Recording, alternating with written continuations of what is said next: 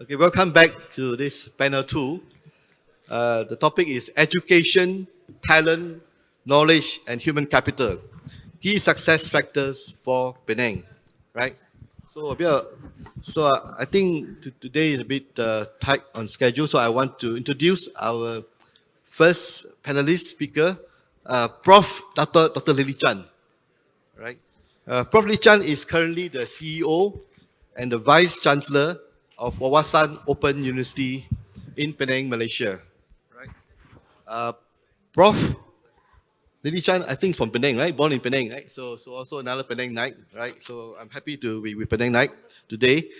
And she set up a school of digital technology at Wawasan Open University, right? That trains the people in offer intensive skill-centric degree programs, right? In digital business and software engineering, right? Prof. Lily Chan spent many years like me in Singapore. She was formerly the MD of investment arm of Singapore ADB. So she's actually also in the government as well, industry as well. So she has 30 years of leadership experience in academic, industry, and government. Right. So Prof. Lee Chan is a very experienced in academic, industry, and in government, and she's also formerly, before she came to Penang, she was formerly the NUS Enterprise CEO, the entrepreneurial arm of the NUS Singapore for 13 years until she came to Penang in March 19. So, Prof. Lily Chan, I'm so happy to see you in Penang. The floor is yours. Thank you. I'm going to make it very casual. Instead of standing up there, we're just having a panel session and we're going to talk about it. And I have to say that the first panel already stole a lot of the points I wanted to say. I had a whole series of statistics to show, but I think I'm going to speak from the heart rather than, throw a large spiel of statistics. I think everyone pointed to the right thing, and I think Dato, Dr. Casey Lee actually really also spoke from the heart and came up with many, many points. But first of all, let me talk a little bit about training talents. Talents, you can train them from the schools, they go into the universities, and every university in Malaysia is actually talking about upgrading skill sets of students, providing all the interesting technology courses and programs and degrees. And a university like WOU, Wawasan Open University, our students come from the workforce. More than 90% of our students are less than 40 years old. And majority of them fall under 30 years old. And all of our students come from the workforce. So they may be in banks, they may be in retail, they may be in industry, batu kawan, bayan lepas, or the SMEs. They all come in because they aspire to be trained, to learn, be educated, and upgrade the skill sets. So there is a need and there is a desire to do all these things from our community. And we run across the whole of Malaysia, from Penang to Klang Valley to Sabah and Sarawak. Just to throw out some statistics, about in 2021, there was a note that came out from Invest Penang saying that Penang needs to attract 150,000 knowledge workers in the next 5 years to meet the strong influx of strategic investments into Penang. At the same time, if you look at the figures, SPM, around that time, 390 students set for it, of which about 45%, 47% are truly in STEM. And of this percentage, half of them are pure sciences, so we're talking about 100,000. And another half of them are in TVET, which is another 100,000. And this is throughout the whole of Malaysia. So in order to meet the talent needs, the 45-47% of students, and I suspect the percentages are even lower than that, we need to up that percentage from the pipeline. It has to go up to 60-70% for STEM before we can meet the needs of this country, not just Penang alone, but the whole of Malaysia.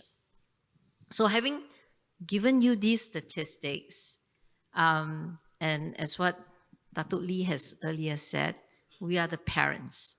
And oftentimes, the kids, it doesn't start at the university. I always tell folks that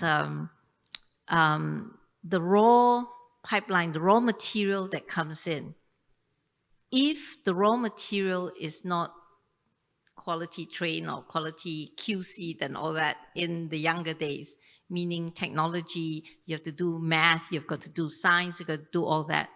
By the time they come to the university, it's too late. We can't do much to it. So it's a whole ecosystem concept. So let me introduce a concept of education talent as an ecosystem issue. And what do I mean by that? We need to create an ecosystem. We need to look at it from the institutions. Obviously, institutions are doing all they can. I'm not being defensive, but all the universities in Malaysia are doing that to upgrade their course content, their programs, so on and so forth, to having very, very interesting degrees that you can get. The second part of the equation is our government agencies. Our government agencies need to work in sync. We need to work in sync from MOHE, MQA, the Immigration Department, all around, so that what is said in one sector, in one aspect of the agency is synced throughout, so that the policies and the strategies can be done. The next part of the ecosystem that needs to be met would be the industry and the companies. We need to work closely with the industry and the companies to understand the needs, so that as we train and as we upgrade the courses, it has that synergy. Now, why doesn't it work? Because while industry need this, there are certain requirements and program pathways in our policies in the education ministry that hasn't been upgraded yet. So you work in constraints of such to get the talents out. I've been here almost 4 years now, 2.5 of which was in MCO mode. I finally learned how it works. I think I figured out how it works in Malaysia. I spent all my working career in Singapore. And I think at this point, the concept of creating this community, the concept of putting this ecosystem together is very, very important. And the last equation in the ecosystem, the community and the families. We need to have more activities going down to kindergarten, to school levels. The teachers need to be upgraded. They need to be able to know what is digitalization. If a kindergarten teacher doesn't know how to do that, how do you expect your kids to be able to learn these skill sets and have that interest? So it is a whole community effect, and that's, the point that I'd like to put across. And how we're going to do that, I think hopefully we can discuss and come to some action plans forward. Thank you. Thank you, Prof. Lily Chan. So next panelist is Dato Dr. Vaseehar Hassan, who has a distinguished, illustrious 38-year career in the banking industry. So he's working from the assistant manager to the chairman of the board of the banking industry with RGB, with Bank Utama, with Bank Islam, right? He's also the executive coach teaching with INSEAD in Singapore. He has a long list of recipes, but given time constraint, I would like to introduce you. Please, the floor is yours. Thank you. Thank you, Mr. Stephen. And we have two rare people sitting beside me. One is Dr. Lily Chan and Stephen Lai. They are the reverse of what is happening to Malaysia, the brain drain. But these are the people who have come back from and contributing to the positive brains in the country. I will, usually Tan Sri Michael will only ask me to speak on banking issues, but for the first time I was asked to talk on education, which I happily accepted because more than banking, I'm more worried about the education in our country. As an executive coach and trainer with INSEAD and some other overseas institutions, I can see the gap between the workforce in Malaysia and what we have outside. I was also an adjunct in some local universities, and while marking some of the papers, it was a horrendous language, the way they write their essays and articles for exams. So I, like Tun Ismail Ali, started correcting their grammatical errors. Then I gave up because then I will be failing everybody. So I have to check at what is the context they are talking about, and I have to put myself in their shoes to understand what they are trying to explain. So I have to, in other words, I had to lower my own standard of marking in order to keep, otherwise everybody will be in the class will be failing. That is the level of quality that we have brought down the education system. There is a good old saying that if it ain't broken, don't try to fix it. Malaysia had one of the top education systems, which was the legacy of the British. Two things the British left for us. One was the education system, and the other was the civil service. And we have tampered with the education system in a wrong way, because what the political masters wanted was to improve Bahasa Malaysia into the education system, because we had a 100% English system those days. The flawed assumption was, in order to bring in Bahasa, they had to kill English. That was not necessarily so. Young children can learn 3 or 4 languages from young. In Europe, it is very common for children to speak 3 or 4 languages. We could have just followed that concept and taught children from young Bahasa, English, and their own mother tongue. Very easily, our children could have adapted to that. And Penang has the distinction of being the center of excellence for schooling system, because the first school in Malaysia is free school. And then we have Methodist Boys School, where I come from, and then St. Xavier's Institution.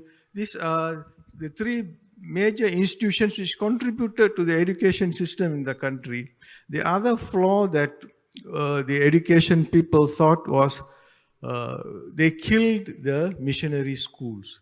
Missionary schools were the best contributors to education in this country. Methodist Boys Schools, St. Xavier's, etc., the La Salle schools, etc. What they did was to tamper with those institutions, and today we have destroyed the education system. So what we had, a strong system has been destroyed. Now we have to rebuild, and everybody knows. It's not that, I think Tan Sri Andrew Sheng has been telling this in many Kazana, what you call the mega trends. I've seen him speak about the quality of education in this country. So we have to rebuild what we have destroyed. And the way to rebuild is to provide quality education. And I think in my research on Malay leadership, one point that stood very strongly was the quality of education. One of the panelists I interviewed said, we are producing graduates that the market does not need. We are producing the wrong type. I think earlier on it was also mentioned in the earlier session. Actually, University Science Malaysia, USM, was formed in this country to prepare technical graduates, engineering graduates. That was the original mission of USM. Today, that has been also somewhat forgotten, because USM was supposed to produce the graduates that the industries in Penang needed, the electronic industries. That was the original mission, but we have sort of sidetracked from that. So we have to come back and start from where we have left. and then rebuild the whole education system. Everybody in the country knows that English is important. Tun Mahathir tried to do that, but he was not successful. After that, that has sort of been forgotten. Unless we bring back English and then develop it together, because even the other day, you see, that when you bring Bahasa into scientific subjects, it's very difficult. The teachers don't have the knowledge. All the publications are in English, and then they have to learn in English, translate into Bahasa, and then teach to the students in Bahasa. It is a waste of time. How much we have, an example of how much resources are being wasted in these countries. During my time in school, taking tuition was a rare thing. We only take tuition very rarely. Students who are not good will be taking tuition. Today, tuition culture from standard 1 up to high school, everybody, all the parents send their children to tuition. Assuming the 5 million household, say, let's say 50% of them in urban areas send their children to tuition. And each family, let's assume, spends 200 ringgit a month on tuition. Multiply by 2.5 million households and see how much we are wasting on tuition. If the schools teach properly, why do you need tuition centers? You don't need the tuition centers. So that is the money being wasted, which could have been profitably spent on other areas. And then when we produce graduates, what do the GLCs do? Because they are not employable, they hire these graduates, give them 6 months, 1 month of internship, pay them 1,000, 2,000 just to make them employable. This is again a waste of resources. If the universities can produce intelligent students who are able to join the workforce, why do we need to spend time retraining these graduates?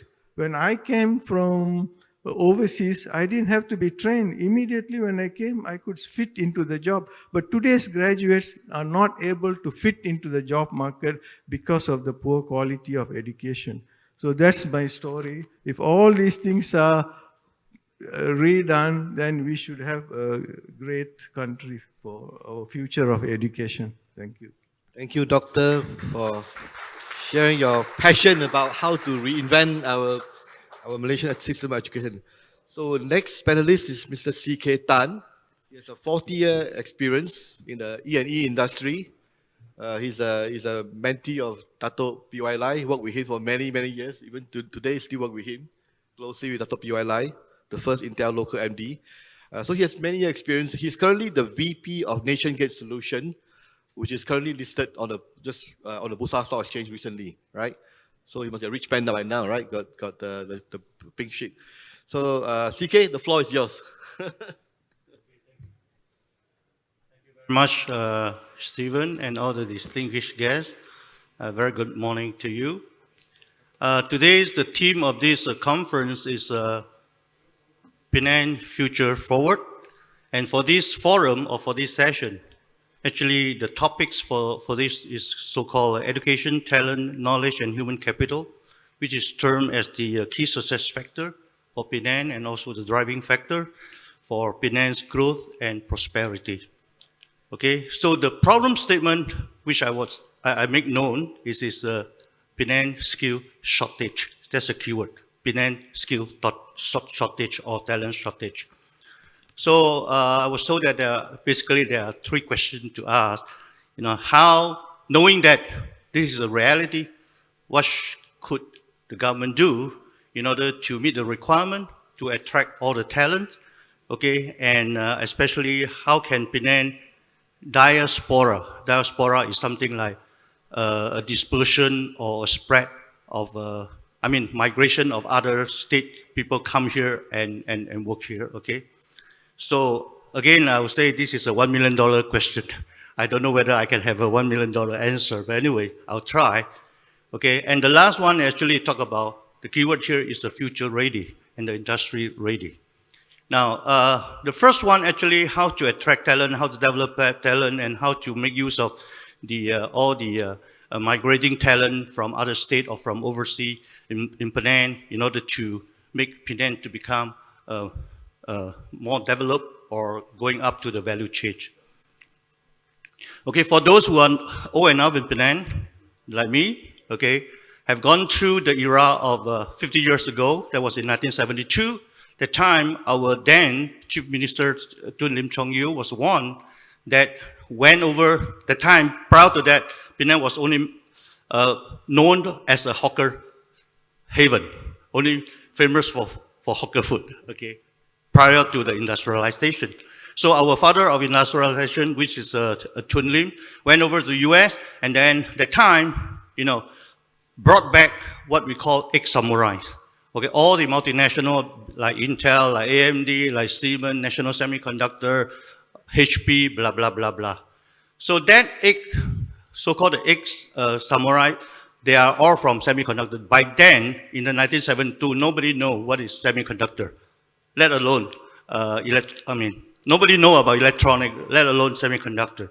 So since then, over the last 51 years, because we are actually, this year is 51 years, I think all these anchor companies have built up a very strong ecosystem, and also the supply chain, and also more importantly, I would like to say, the semiconductor, the keyword here is cluster, cluster. Now for all of you know very well, okay, the cluster actually is a whole, meaning the synergy of a whole actually is greater than the sum of any individual, because this is what we call cluster. Now that is never easy to build any cluster effect, but somehow or other Penang is fortunate in a very small island, in a very small footprint, we have all these things together, and they are all interrelated. They form a very holistic, very synergized, synchronized, harmonized kind of ecosystem. So that make Penang to become something like a magnet to attract. Actually, we don't have a brain drain problem. Actually, we are reverse brain drain because we are magnet. We attract a lot of people come over here. Okay, so with that, actually, we go through what I call a positive spiral. We become more and more advanced. That's the reason why just now you listen to the statistic that the whole Malaysia, close to 40% are EE, and majority are contribution from Penang. So we are the darling, no need to talk. So that today our problem is called positive problem. We need people, we need talent. Now, just now also I mentioned a keyword, it's called value-added chain, meaning if you know about the value-added chain, a famous smiling curve, at the both end, the highest value-addedness, the higher value-addedness, actually is the R&D and the marketing. And at the bottom, the basing there is manufacturing. Actually, manufacturing is a fundamental. You must have it, but the value-addedness, relatively speaking, compared to design, compared to marketing, they are lower. Now, Penang, so far, I would say, is a manufacturing hub, which is world-class. But having all this a strong foundation, how are we going to further boost up the value chain in the design and in the marketing? I don't, as far as I know, not so much on the marketing, but government and also the industry has put in a lot of effort to bring in the other end, which is I don't want to use the R and R&D. R stands for research. We don't have research. We have D&D, design and development. Okay, just like today we have many design company, be it IC design or those are the very higher, much value-add thing. So now, while you have all these things happen in one location, which I call everything in one location, and everything in one place, and a place have everything, something like this.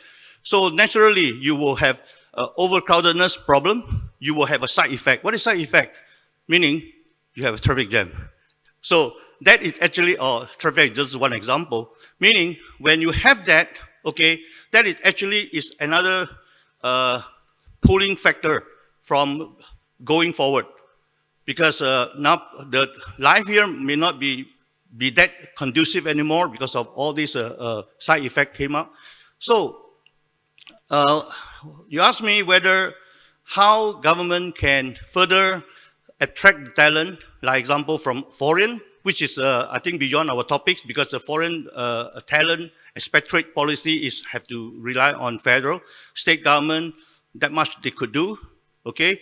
So how I wish that with a new unity government that can be more liberalized, I wish, okay, I wish, okay? At the same time, now, let's be a little bit selfish for Penang, because the reason why I say I want to be selfish, because we're only looking at a Penang perspective. Because it's a Penang, definitely we can attract other talent from other states. Malaysia, even though as a whole, we may short of talent, but they are not homogeneous, okay? They are so if we talk about selfish point of view, then we can attract people. Now, in order to attract this, in order to boost up the Penang standard or the caliber, now definitely government need to do to make sure that Penang become more conducive for living. Now, we know you worry about salary because we are the highest state that can pay salary. Okay. Now, the last one is, which I want to share is more on the keyword here is a future ready and industry ready. Now, what is the definition of industry ready? Now, we all know how we wish today our graduate, when they come out from the ivory tower, which is university or college, then they can be immediately plug and play. So that, you know, especially for manufacturing, we only talk about two things: effectiveness and efficiency. Okay? So how we wish that we have engineers, we're not talking about researchers, we're talking about engineers who are meant to solve whatever the operation problem. The moment they come into that working environment, they can be contributive as the shortest time possible. That is the reason we call industry ready. Again, when you talk about that, you have to refer back to the timeline. 20 years ago, that was then. That is the industry standard. The expectation of industry ready was 20 years back. That time got no internet, no nothing, everything. So that's the way of doing things. Okay, but today, we are in a very different era. We are in an era 4.0, we are in all this connected world whatsoever. And more artificial intelligence already replaced the conventional, the traditional thing. So when we talk about industry ready, you are referring to the definition of contemporary definition, not the 20 years back or 30 years back. That should be the challenge. If I were the education minister, I know I won't be anyway, okay? Just in case if I will have to match all these things with the contemporariness of today's expectation, industrial readiness. What does that mean? Today, I believe you heard about ChatGPT, artificial intelligence was now ChatGPT can replace many things. Okay, you do not need to learn all those hard skills. Let me just give a very simple example. You want to write a thesis? You just know how to ask smart questions, there's a thesis will come out in the next few minutes. If you want to learn how to plot Excel, the Microsoft Excel, we have to attend many classes to learn how to master it. Today, you know it. You just need to know how to ask a few smart questions. Then the Excel's spreadsheet will just come out. What does that mean? Meaning, whatever need to be learned in the past will not need to be learned now, because it will be replaced. So, what do we do? Are we going to give up or surrender or submit ourselves? No. The education system, whatever the institution, need to train the people before they come out from the ivory tower how to make use of the contemporary tools to further enhance the bottom line. I mean, the end result. Now, you have been heard about artificial intelligence. Have you ever heard about artificial wisdom? Intelligence can be artificialized. Wisdom cannot. So today, human brain is more meant for wisdom. So education should go along that line. We have to further develop a wisdom. How wisdom come up? Wisdom have to make use of intelligence and data so that they can blend them together to come to the best solution to suit that particular situation. That is no fixed rule. That is what we call wisdom. Artificial intelligence can be formulated. That is what I'm trying to say. Okay, so as we all know, today's talent, we talk about talent, they have to go through Basic 3 stages of education: the primary stage, the education, high school stage, and also the college or university stage. Thanks, CK. We've been running out of time, so Just give me 1 minute. Okay. Sorry, I lost myself, okay? If I were the primary, okay, we have to understand we are all born human beings with all natural intelligence 8. Okay? Something like some of them are very interpersonal, intrapersonal, very good at musical, drawing, linguistic, sport whatsoever. We are all born with that kind of a competency. But somehow or other, we don't have that all. We have the mixture of different proportion. So actually when primary school, if I were the education minister, the education system should develop to help the children how to identify their personal inclination. Identify. Some are more inclined to that, some are more inclined. Now, that's good enough. Of course, the other knowledge thing have to be taught. High school is identify, help them how to know what to choose. Okay, to match with their inclination so that when they go into university, they learn the tool, then the contemporary tool, and also or the to be contemporary tool. By the time they come out, they are a capable person. Thank you very much. Thanks a lot. Thank you very much. Thank you very much for your time. So moving forward to the next speaker, just walk forward, Mr. Iti Tan. He's currently the CEO of PSDC, right? He spent many years in America, Silicon Valley, Singapore, and Beijing. So I'm glad that he came back to Penang to serve Penang. He came back to Malaysia under Talent Corp scheme. Iti Tan, why don't you share your views from the PSDC is a very important institution of Penang Skill Development Center. Yeah. Thank you very much, everyone, and also it's a pleasure and a honor for me to be standing in front of you all of you. I'm not sure I'll be able to kind of explain the kind of stuff that has been presented earlier. The earlier panelists, I thought was actually fantastic, looking at the macro view. What we have here, this group here, are people who can make things happen. And what you can do, I think, is to get a view from me. I would like to share with you why I came back. I am one of the diaspora. I was out there for 30 years. And unlike Lily, I've only been in Penang for a year. So I've got a lot to learn, but I can do is share with you what I have learned from outside and why I came back. Yeah, I was born in Penang. I'm a Penang Lang, St. Xavier's. Okay. The key is really, I think, the discussion that we've had so far is how do we build Penang up? Because the key issues are the other countries are chasing. When I left Penang, when I left Malaysia, Penang was the best. Penang was the most advanced in Asia. And whilst I was there, we heard about the tigers. We heard about all these other things happening. Korea, Taiwan, that's my point I made earlier. We were focusing on bringing in and bringing ourselves up. Yes, absolutely correct. And I really applaud what Andrew Sheng said earlier. We need to use all the capabilities that we already have, and that includes all of you here. How can we get a boost? How can we get a turbocharge based on the talent that we already have, the ecosystem we already have, and the things that everyone's been talking about? We are sitting on a rocket that could go to Mars, but we're looking at the other guy's rocket and saying that one's better. We should be just doing this ourselves. So I want to share with you some things that we can do fast.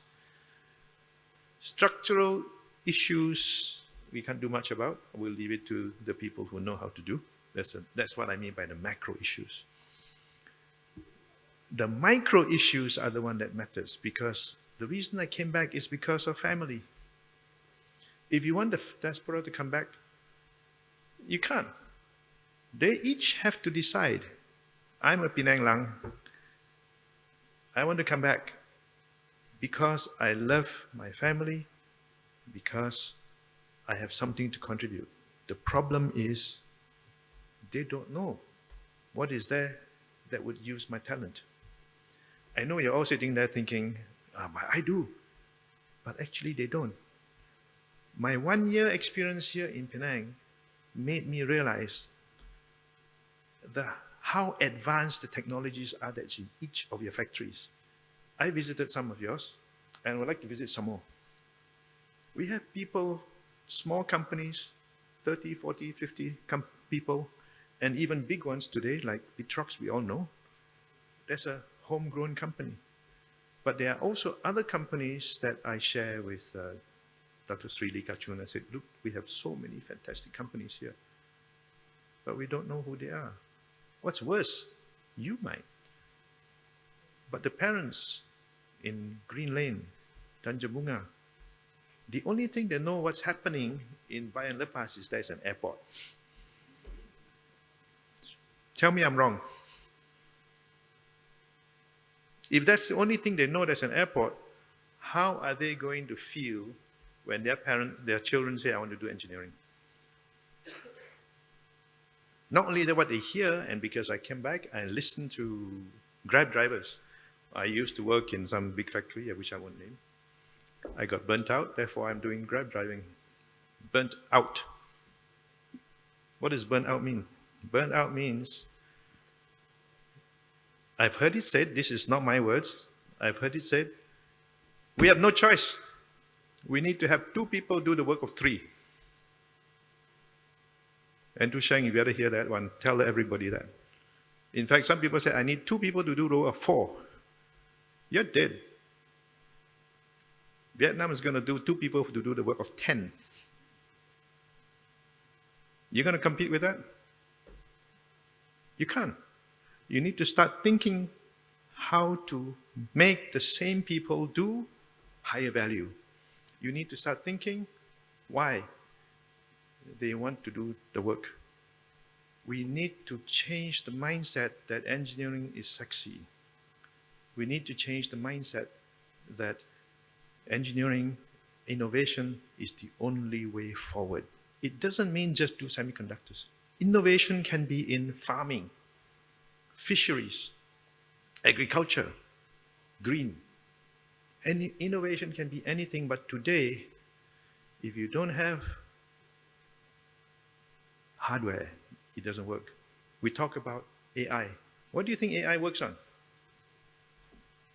I was in Sutera, we were working on semiconductors.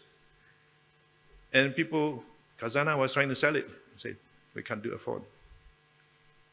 And we were working on, in the past, we were working on how to make the chips go faster than Moore's law. You didn't know that, right? That was my job. How to make the chips go faster than Moore's law. And we actually have prototypes going on. And so I work with people and say, let's do this. Now, I come back to the big picture, very important. We have talent already. Those talent right now, like myself, maybe outside, maybe inside. Let's address 2 areas. From outside, a lot of people would like to come back, but we don't know. We haven't made Penang, well, actually, I correct myself. Penang itself, Pearl of the Orient, is the best place to be in. Penang has done a fantastic job marketing, improving, so that it's a livable place, and we've heard all of that.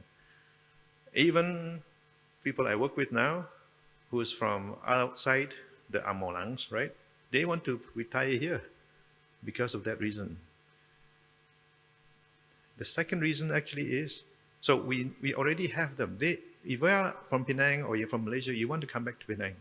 But the thing that doesn't know is, they don't know whether, didn't know whether my talent was going to be recognized in Penang. I know that now because I know some of the companies that you guys do have some of the most advanced stuff. Because if you're not advanced, you will not be doing what you're doing now. The MNCs are here because they're looking for advanced stuff. And as we moved up in the value chain in the last 50 years, they're building more factories here.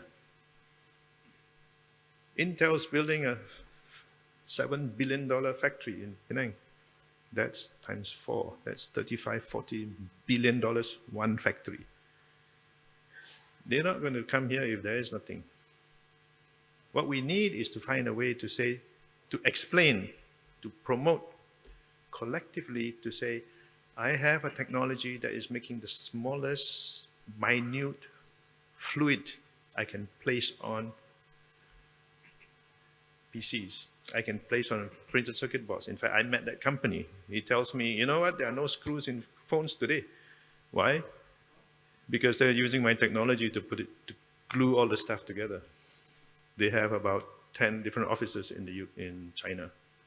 That's a company that's only 80 people. I know every one of you. As I talk to some of you, you have fantastic technology too. What we don't do is we don't get together and say, this is Silicon Valley of the East, and let me show you what are the cool stuff we do. We only stop on first half of the sentence, we are Silicon Valley of the East, but we don't explain why. Silicon Valley, where I come from for 15 years, they have some of the most stealth, secretive stuff on the planet. But you all know Silicon Valley is cool. By the way, they all come here to Penang to build them because they can't build them in Silicon Valley. They come here to build and they tell you, NDA, please, cannot tell. Sure, cannot tell. Respect the confidentiality because that's how we made our bread and butter. But we need to have a way to say, look, we do cool stuff. Tell our schools that we do cool stuff. Tell our parents we do cool stuff. You're sitting in Silicon Valley of the East and nobody wants to send their children to do science and engineering. How crazy is that? India. Can you name any technology companies in India that is really cool? All of them are running, they're doing engineering like crazy. In fact, the big companies in US are all run by Indians graduated from IIT. That's Indian Institute of Technology. They have zero, you can name any technology company in India, I challenge you. But they are coming up with the best engineers. In Sutera, we have them doing design for us in the past. So what we need is some way of promoting, and I want to kind of acknowledge also when I was in Singapore working with Lily, we had newsletters all over the place. We had organizations. I remember E27, one of those startups that we mentored. They're focusing on just getting news out without breaking confidentiality. And so what's happening is it's exciting. If anything, I would like to propose, encourage commercial companies to get news from all of you. You can protect your IP, but you can also show off so that you can bring people in, so that Malaysians like myself in Silicon Valley, in Taiwan, in Korea goes, wow, why did I leave? They've got more cool stuff here. Thank you. Thank you. Thank you. Tan, a very good talks about how to attract talent back to Penang, right?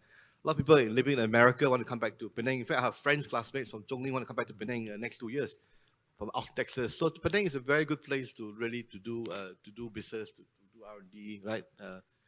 So any question for the floor? I'd like to leave open question to the floor. Yes.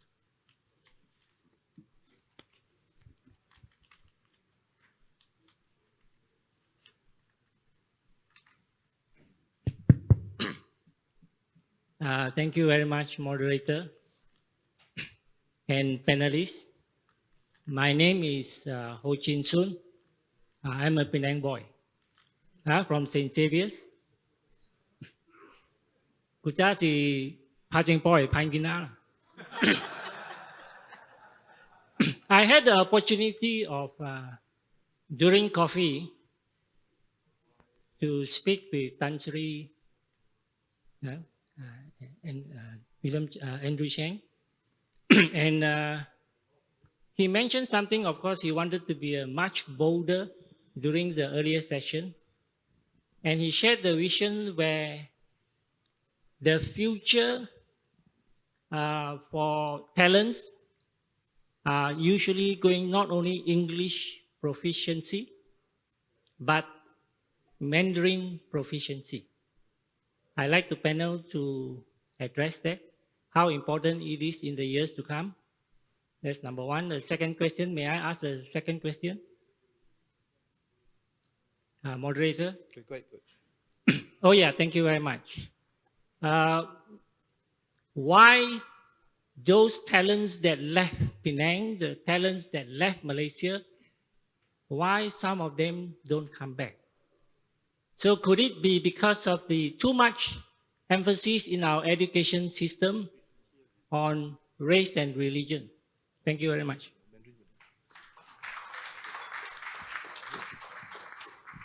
Okay, I try to answer the first question about Chinese, the importance of Chinese proficiency in this point in time. Okay, as we all know well, in the past, why English is so important? Why English is considered as an international language? Because you have a business sense, simple as that. And also because all the business, whatever in the international, you want to do any business, you have to use a common language, that's English. And followed by all the knowledge, technology whatsoever, all expressed in English. That was in the past, before the emergence of China. Now, put aside all the ideology, we are not talking about who is more superior whatsoever. Let's talk about the reality. Today, in terms of, as you know, at this point, there are two blocks confronted, go into a very serious confrontation. Let's call it the Western Bloc and the Eastern Bloc. Okay, eventually, this world has been disrupted. We all know. Okay, there are two coalition. Okay, now, but like it or not, today China is considered as up and coming, and eventually will be taking the lead. And because of the all the advancement in the industry, economy, business, technology, blah blah blah blah blah, all these are expressed in Chinese, in the Chinese website. So, meaning, if any one of you in this room who can have a proficiency of English and Chinese, you are enjoying the best of both worlds. Because all the information, knowledge whatsoever are expressed in these two, and they are not overlapping. Okay. That's the reason why I said, not a promoter, don't get me wrong. As I said, in reality, I would say you better follow the mega trend. Thank you. Sure, Can time, Just very quickly, I feel, okay, I come from Singapore, so we have mother tongue languages, and it is just as important. The fact that you learn another language, especially Mandarin, culturally, you start to think differently. You add in another dimension. Sorry, I'm an academic. You learn English, you have one dimension. You learn Mandarin, you have another dimension. It makes you a much richer person, allows you to think much more broadly, very important in your job, right? I think that's quite important. And then the second question was, why didn't those who left did not want to come back? There are many, many reasons. I think once you leave, and number one, why did you leave? Because you're not happy with the job, or you never got a job. I left because I never got a job, right? And once you're settled in Singapore, it's very hard to uproot yourself to come back to Penang until you're ready to do so. So there are lots and lots of considerations of such. The key thing is, don't let people leave. Why you let people leave? You have to create the environment in Penang so that people don't leave. And it's a great place to stay. I think that has not really gone into a lot of our heads in the planning of Penang. Can I? That's a, hello, yeah. Excellent question, actually. I would answer it slightly differently. Because in my experience, when the issue is engineers, if you are talking about technology stuff, the first thing you need to know is the technology. If you don't know the technology, language doesn't help. One of the things, the reason I say it this way is because I've met many, many people in NUS, and also now in PSTC, working with people. Okay, when you have the thoughts in your head and you cannot articulate, you cannot explain what is the problem to your supervisor, you cannot explain and articulate what's your great idea is different from someone else, it doesn't matter. The issue is language comes in when you know how to explain it, because if you don't have the content, no language will help you. I gave examples. Some companies, another company I worked with here in Penang, they had really fantastic technology, and so what happens is, the one I was telling you about, the microdots, the Chinese companies wanted it. They needed it. So they had to get somebody to go in. But if they didn't have the technology, you go and sell stuff nobody wants. So I would say the important thing is, if we're talking about technology, if you're talking about innovation, you need to have the innovation first, then go through. Because the innovation, what language is innovation? Work it out. It doesn't matter. It could be Japanese in the past, Korean, Mandarin. But I think the issue here is communication. How do you communicate? How do you move? How do you convince someone? How do you do sales? How do you get support for your idea? Thank you, thank you. So we run out of time. The CM is coming. So I thank all the 4 panelists for wonderful sharing this afternoon. Warm round of applause. Thank you very much.